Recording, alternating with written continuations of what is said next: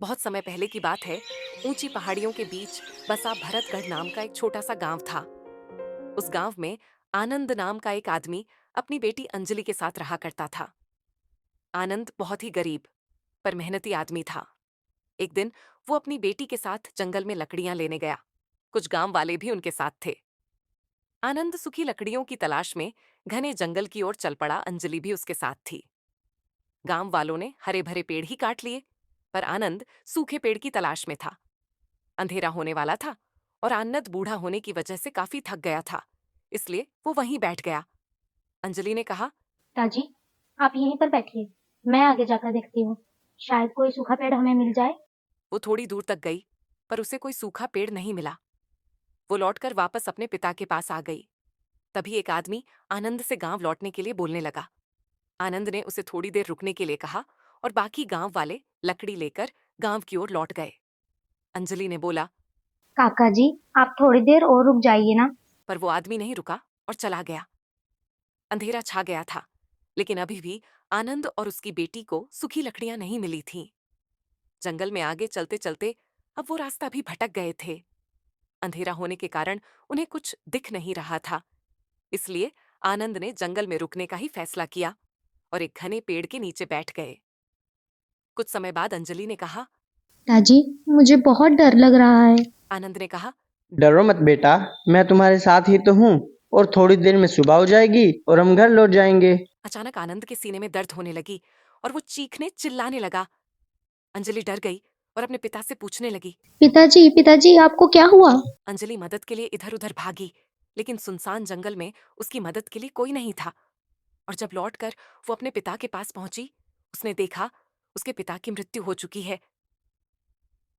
अंजलि इस सदमे को बर्दाश्त नहीं कर पाई और उसने भी अपनी जान दे दी।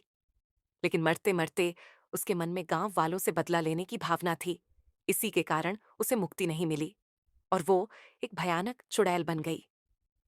कुछ दिन बीत गए थे और गांव में अब रोज एक मौत होने लगी थी, लेकिन हर एक मौत सूरज ढलने के बाद ही होती थी।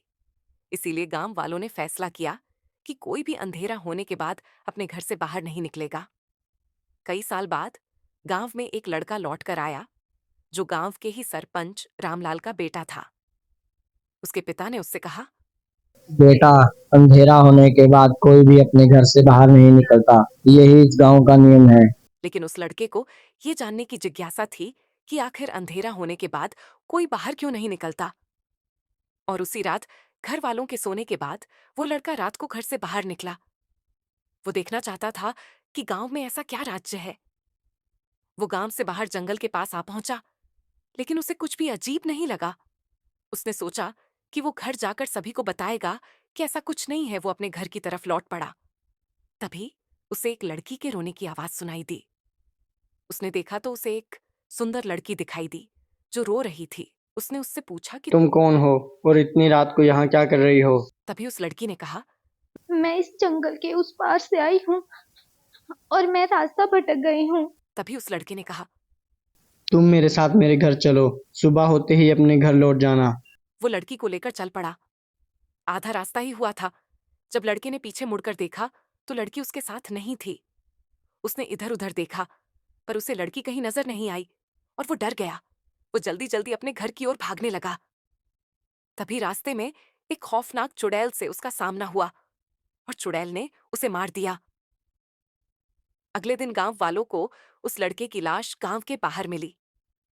आज भी अंजलि की आत्मा गांव वालों से अपना बदला लेने के लिए रात को गांव के बाहर मंडराती है।